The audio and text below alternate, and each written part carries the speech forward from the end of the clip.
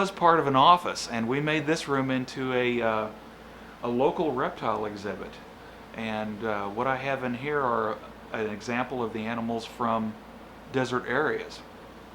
And most of them are from around here.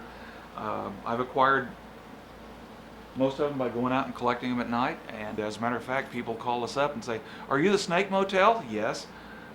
"Or are you the motel that has the snakes?" "Yes." "Okay, well, I've got the right one. We want to stay at your place."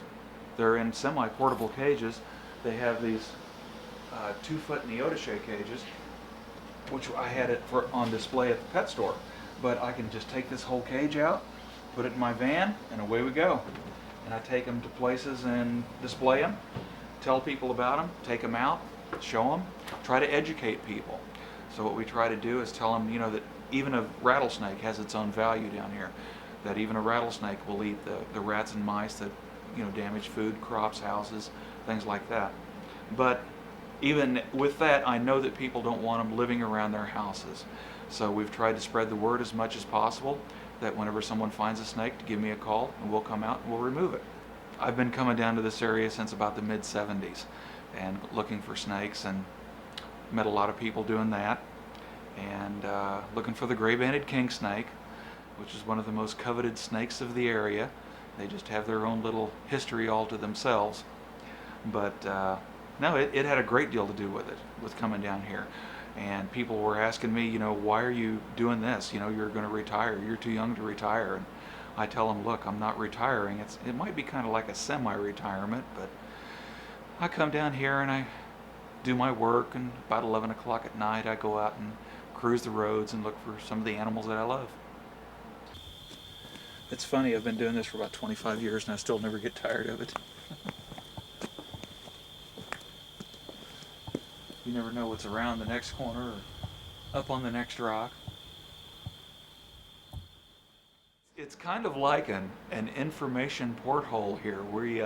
We do things for the reptile community to come and see, and we give them information as far as weather, internet access, anything like that that will help them increase their chances of finding a particular animal. And a lot of times if people come down looking for a particular animal, I'll go out and have that animal, so that if they don't find it, that I'll have it here for them, that they can see it, photograph it. We have people from all over the world who have taken our animals out and set them up on a road cut or just out here in the parking lot and photograph them. This has just been awesome for herpers coming here. I mean, there's a facility here. Not only do you have animals that you can look at from around the region, he maintains a really marvelous collection of the local flora and fauna, mainly reptiles. But it's a place that's been friendly to the herper. It's a place that you can come and stay, and you're going to meet a bunch of kindred souls, so to speak, that are into finding things like that you're interested in finding. And it's one of those places that's really low key. Usually I come and Roy always has a place for us to stay, despite whether or not we have a reservation. It's just been really, really a wonderful deal for all of us, and have a place that we can come to and lay down our weary bones at the end of a heavy night of road hunting. Oh, I think it's great. I mean, Roy just moved down here on a whim and bought this place, and it's nice to have a herper that, especially one as affable as Roy, who's, you can call him up and say, "Roy, what's it look like for tonight?" And he'll tell you the truth, unlike a lot of people. But yeah, I think it's great, and I'm glad he's doing so much business. I like Roy's place. I like Roy. It's well run, and he's friendly to us snake hunters.